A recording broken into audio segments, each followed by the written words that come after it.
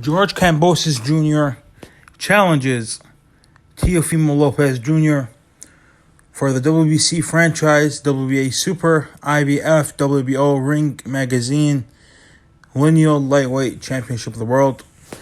Before we break down the video, like and subscribe, share the video, it would be greatly appreciated. So in this video, we will discuss what George Kambosos has to do to defeat Teofimo Lopez Jr. and what's his best route.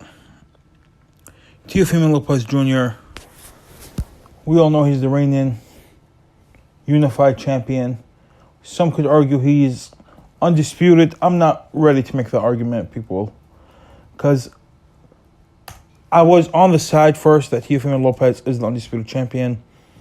Does it really matter that the WBC handed over a belt to Devin Haney? But that's no fault to Devin Haney. So out of respect to Devin Haney, WBC lightweight champion, I'll be referring to Teofimo Lopez as only the unified champion. He holds the WBA, IBF, WBO, Ring Magazine, and Lineal champion. So he's Lineal as well and unified. So that's nothing to be ashamed of. That's a lot of great accomplishments that not many fighters do. He holds a record of 16 wins, no losses, 12 knockouts. His best victories include victories over Vasily Lomachenko, Richard Comey, and Diego Magdaleno. Sorry if I butchered that name. So he has also been Mayosha Nakatani in a questionable win. Some people thought Nakatani edged that fight out. George Kambosos Jr. is the IBF mandatory. He's had 19 fights. He's won all of them with 10 knockouts. His best two wins are Lee Selby and Mikey Bay. He won them both by split decision, both fights. People thought George Kambosos Jr. lost those fights. I didn't score both of them. I saw the Lee Selby fight, but I wasn't really that focused. I forgot what part of the undercard it was. There was a big fight that night, wasn't there? Yeah, it was Derek Chisora versus Usyk. Now I remember. I wasn't really paying that much attention to the fight. But I still thought watching it live, I thought Kambosos won that fight. Kambosos, if he were to beat Teofimo Lopez, he would have to be on the inside of Teofimo Lopez's power. Because Teofimo Lopez, he has his ring generalship is very underrated. Very.